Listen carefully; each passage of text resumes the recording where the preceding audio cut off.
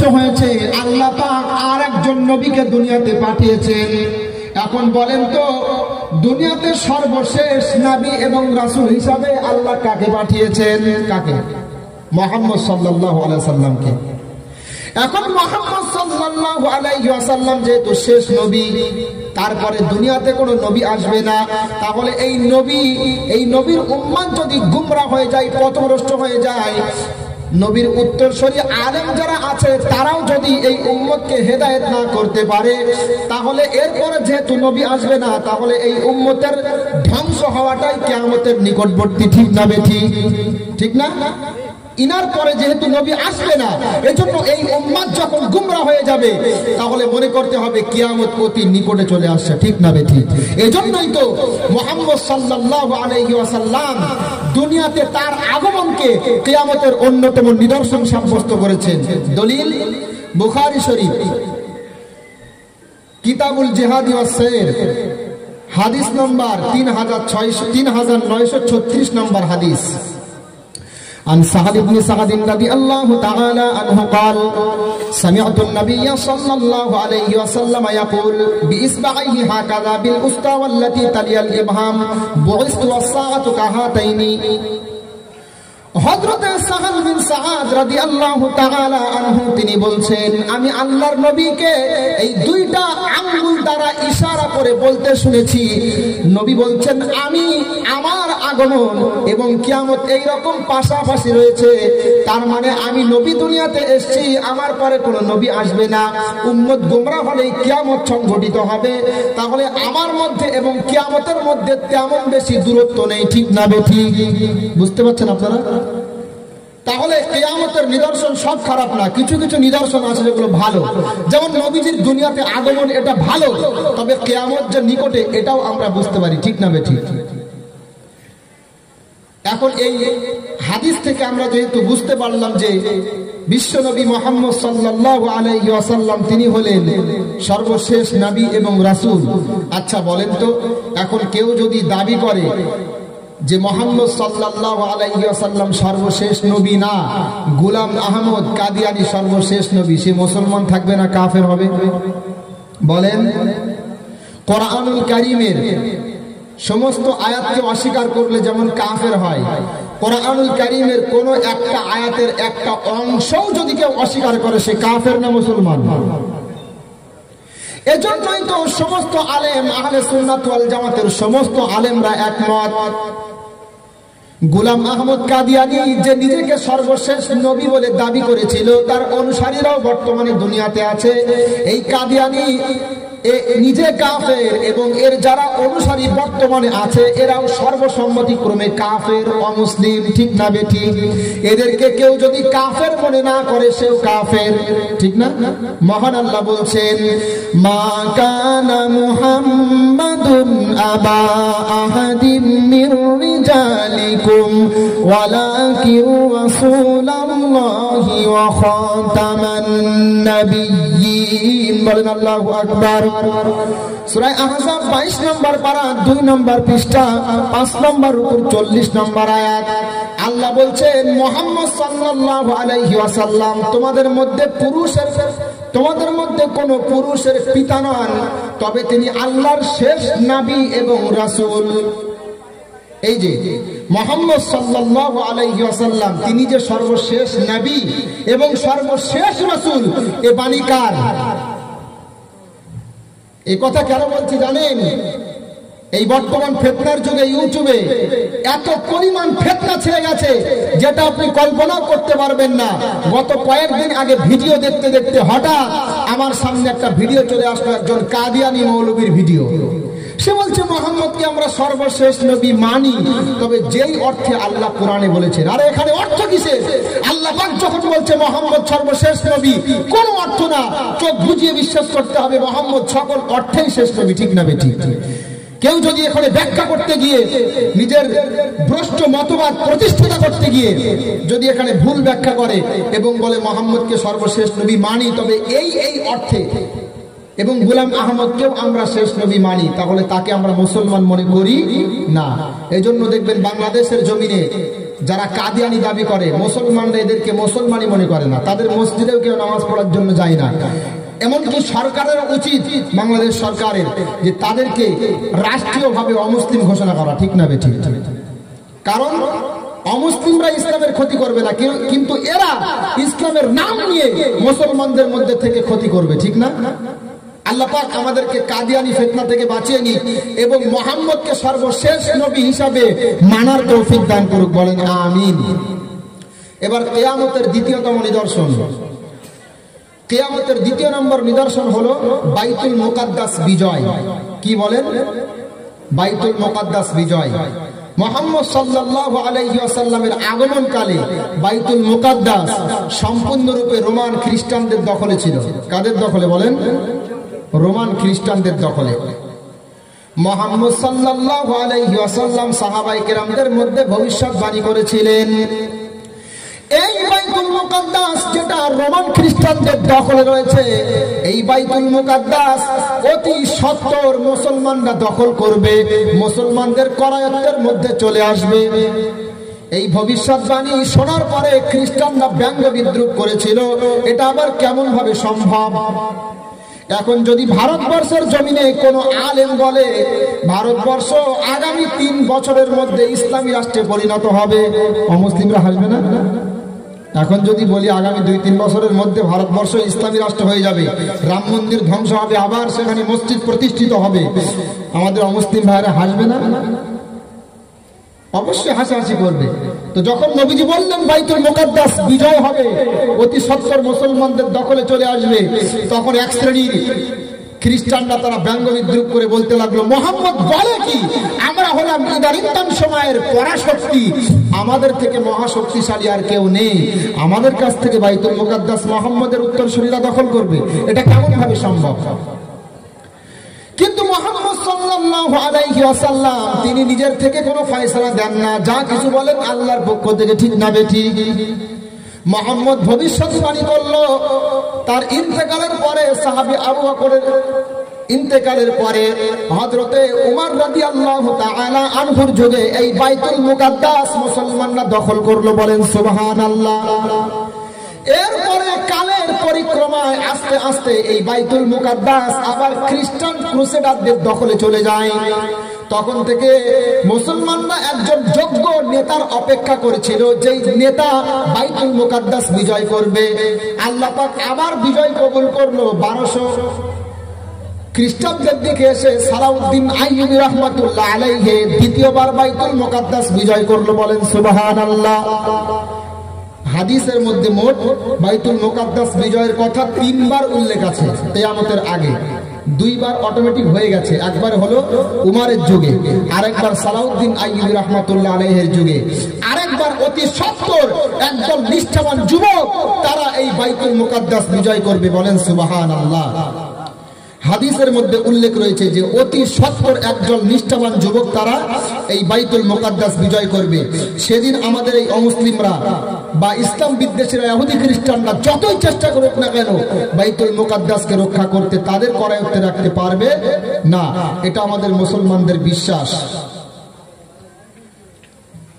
দেখেন, আপনারা জানতেন যে বাইতুল মুকাদ্দাসকে কেন্দ্র করে, ফিলিস্তিনকে কেন্দ্র করে এই হামাসের সাথে দীর্ঘ সময় ধরে একটা যুদ্ধ চললো, ঠিক না? যখন এই যুদ্ধ চলছিল আমাদের ভারতবর্ষের হলুদ মিডিয়া যারা আছে, দালাল মিডিয়া, এরা বলতে লাগলো যে হামাস জঙ্গি সংগঠন, ঠিক না? আমি অবাক হয়ে যাই, মাতৃভূমি রক্ষা করার জন্য, ইবাদতখানা রক্ষা করার জন্য লড়াই করা যদি জঙ্গি সংগঠনের কাজ হয় বা জঙ্গিদের আলামত নিদর্শন হয়, তাহলে নেতাজি সুভাষচন্দ্র বসু তিনি যে দেশের জন্য লড়েছিলেন, আমরা কি বলতে পারি তাকে জঙ্গি? তাকে জঙ্গি বলতে পারি আমরা? না। মাতৃভূমি রক্ষা করার জন্য লড়াই করা যদি বীর সেনাদের কাজ হয় এবং মাতৃভূমি রক্ষা করতে গিয়ে নেতাজি সুভাষচন্দ্র বসু সে যদি আমাদের কাছে বরণীয় স্মরণীয় হয়, তাহলে এই হামাস যারা নিজের মাতৃভূমি রক্ষা করার জন্য লড়ছে তারা আমাদের কাছে কেন সম্মানের পাত্র হবে না? বলেন। যুগ যুগ ধরে মুসলমানদের, ফিলিস্তিনি মুসলমানদের কান্নার আওয়াজ আকাশ এবং বাতাসকে মুখরিত করে আছে। এতদিন পর্যন্ত এই হলুদ সাংবাদিকগুলো কোথায় ছিল? তারা এতদিন পর্যন্ত দেখতে পারেনি মুসলমানদের চিৎকার, আর এখন তারা বলছে বাইতুল মুকাদ্দাস এর পক্ষে লড়াই করে হামাস নাকি জঙ্গিদের কাজ করেছে, সন্ত্রাসী কাজ করছে। আল্লাহ পাক এদেরকে বোঝার তৌফিক দান করুক, বলেন আমিন। শুধু দুঃখের কথা কি বলবো, শুধু তাই নয়, অনেক আলেমরাও দেখেছি হামাসের এই যুদ্ধকে তারা সমর্থন করতে পারেনি, ঠিক না বেঠিক আছে না? ইউটিউবের বহু বক্তারাও দেখেছি আমরা, হামাস বাহিনীকে সমর্থন দিতে পারেনি। তারা এই যুদ্ধকে অসংগত, ন্যায়সঙ্গত মনে করেনি, অসংগত মনে করেছে। কিন্তু আমি মনে করি একটা কোরআনের আয়াত যদি আপনারা শোনেন তাহলে বুঝতে পারবেন এই যুদ্ধের সময় মুসলমানদের কাদের পক্ষপাতিত্ব অবলম্বন করা দরকার।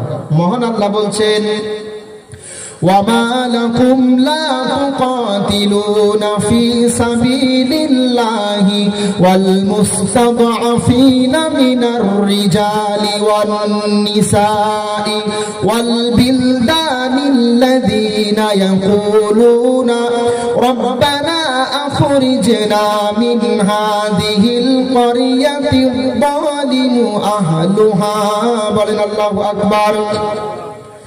সূরা নিসা 5 নম্বর পারা 8 নম্বর পৃষ্ঠা 10 নম্বর রুকু 75 নম্বর আয়াত।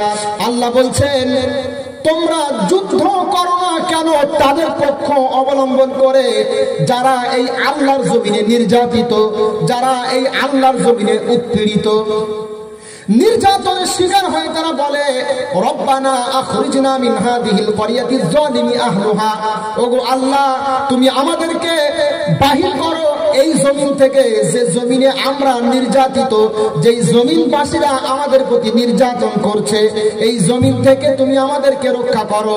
ওয়াজআল লানা মিন লাদুনকা ওয়ালিয়া ওয়াজআল লানা মিন লাদুনকা নাসীরা, ওগো আল্লাহ আপনার পক্ষ থেকে আমাদেরকে সাহায্য করার জন্য অভিভাবক পাঠিয়ে দাও, আপনার পক্ষ থেকে আমাদেরকে সাহায্য করার জন্য সাহায্যকারী পাঠিয়ে দাও। কার কথা এটা? আল্লাহর কথা। আচ্ছা বলেন তো, এই যে আয়াতে আল্লাহ বলছেন তোমরা কেন জিহাদ করো না তাদের পক্ষ অবলম্বন করে যারা উৎপীড়িত হয়ে বলতে থাকে আল্লাহ এই জমিনে, এই জমিনবাসীরা আমাদের প্রতি অত্যাচার করছে, তুমি তোমার পক্ষ থেকে আমাদের জন্য সাহায্যকারী পাঠাও, এই জমিন থেকে আমাদেরকে বাহির করে নাও, এই নির্যাতনের হাত থেকে আমাদেরকে বাঁচিয়ে নাও। এই যে কথা বললো, এগুলো কি বর্তমানে ফিলিস্তিনি মুসলমানদের সাথে মেলে না? মেলে না? তাহলে আমি মনে করি এই বর্তমান সময়ে কোনো মুসলিম, কোনো স্কলার দ্বিমত পোষণ করা ঠিক নয় যে হামাস বাহিনীর এই যুদ্ধ ন্যায়সঙ্গত না। সমস্ত ওলামায়ে কেরাম বলবে, যাদের ভিতরে কোরআন সুন্নাহর জ্ঞান আছে, মুসলমানদের সার্বিকভাবে যে যেখান থেকে পারে, যেভাবে পারে, আন্দোলনের মাধ্যমে, মিছিলের মাধ্যমে, অন্তত কিছু না হোক দোয়ার মাধ্যমে হামাসকে সমর্থন জানানো, ঠিক না বেঠিক? এটা মুসলমানদের কর্তব্য।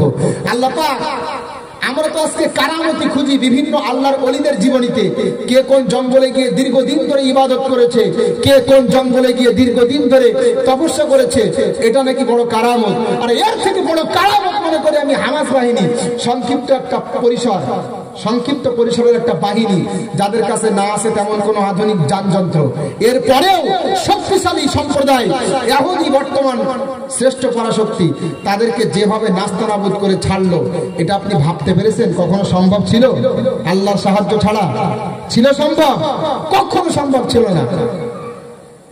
আর এই ইহুদিরা তো এই যুদ্ধের আগ পর্যন্ত ইসরায়েলকে, এই ইসরায়েলের ইহুদিরা এই হামাস বাহিনীকে একদম মানে কিছুই মনে করতো না, মনে করতো এরা একেবারে এতিম গরিব। এরা তো এই যে মনে করেন ফিলিস্তিনি, কোনো প্রশাসনিক ব্যবস্থা আছে নাকি? আলাদা স্বতন্ত্র নেই তো ওদের কোনো। এরপরেও এই সত্য জামাত যেভাবে লড়াই তারা করলো, আল্লাহু আকবার, এটা অবাক করার মতো বিষয়। এজন্য আমি মনে করি আল্লাহ পাকের সাহায্য তাদের পক্ষে আছে এবং অতি সত্বর এই বাইতুল মুকাদ্দাস আবার আল্লাহ পাক তাদের মতো ঈমানদার বান্দাদের হাতে বিজয় দান করবেন, বলেন সুবহানাল্লাহ। আমাদের বিশ্বাস এটা, যেহেতু রাসূলের বাণী। যাই হোক, কিয়ামতের দ্বিতীয়তম নিদর্শন হলো বাইতুল মুকাদ্দাস বিজয়। এবার কিয়ামতের 3 নম্বর নিদর্শন হলো, মুহাম্মদ সাল্লাল্লাহু আলাইহি ওয়াসাল্লাম জানিয়েছেন কিয়ামতের একটা নিদর্শন হলো আমার উম্মত মুশরিকদের ন্যায় কর্মকাণ্ড করবে। কাদের ন্যায় কর্মকাণ্ড বলেন? মুশরিকদের ন্যায় কর্মকাণ্ড করবে আমার উম্মত। এটা হলো কিয়ামতের একটা নিদর্শন। তিরমিজি শরীফ কিতাবুল ফিতানের মধ্যে হাদিস উল্লেখ। عن أبي هريرة رضي الله تعالى عنه قال قال النبي صلى الله عليه وسلم لا تقوم الساعة حتى تأخذ أمتي بأخذ القرون قبلها شبرا بشبر لا تقوم الساعة حتى تلحق قبائل من أمتي بالمشركين وحتى يعبدوا الأوثان أو كما قال عليه السلام আল্লাহর নবী মুহাম্মদ সাল্লাল্লাহু আলাইহি ওয়াসাল্লাম জানিয়েছেন ততক্ষণ পর্যন্ত কিয়ামত হবে না যতক্ষণ পর্যন্ত না আমার উম্মতের একটা দল তারা মুশরিকদের ন্যায় কর্মকাণ্ড করবে। তার মানে মুশরিকরা যেমন আল্লাহকে বাদ দিয়ে কল্পিত কৃত্রিম উপাস্য গ্রহণ করেছে, মুশরিকরা যেমন এক সৃষ্টিকর্তার ইবাদত বাদ দিয়ে বিভিন্ন দেবদেবীদের উপাসনা করছে, তাদের মধ্যে অলৌকিক ক্ষমতা খুঁজছে, এই উম্মতের একটা দল তারাও এই আল্লাহকে বাদ দিয়ে বিভিন্ন মাজার, বিভিন্ন কল্পিত কৃত্রিম আল্লাহর খাস বান্দা যারা আছে তাদের জীবনীতে অলৌকিক ক্ষমতার অন্বেষণ করবে। যেমন দেখেন, প্রার্থনা করা, দোয়া করা, এটা শুধুমাত্র কার কাছে জায়েজ বলেন? আপনি কিছু চাইবেন, সন্তান হয় না, কিছু আপনি চাইবেন, বা মনে করেন ধন সম্পদে বরকত নেই, আপনি চাইবেন, কার কাছে চাইবেন বলেন? আর যারা অমুসলিম তারা এক সৃষ্টিকর্তার কাছে প্রার্থনা না করে তাদের যারা কল্পিত কৃত্রিম উপাস্য দেবদেবী আছে তাদের কাছে চায়, ঠিক না বেঠিক? আর নবী বলেছিলেন কি, কিয়ামতের আগে এমন একটা সময় আসবে এই উম্মতের একটা দল তারা অমুসলিমদের মতো আল্লাহকে বাদ দিয়ে অন্যান্য কল্পিত কৃত্রিম ব্যক্তিত্বের কাছে নিজের কামনা বাসনা পূরণের জন্য যাবে। বাংলাদেশের জমিনে আমি যেখানে পড়তাম, আমার থেকে মাদ্রাসা থেকে 10 মিনিট দূরে হযরতে শাহ আলী রহমাতুল্লাহ আলাইহির মাজার। হযরতে শাহ আলী রহমাতুল্লাহ আলাইহির নাম শুনেছেন? শুনেছেন নাম?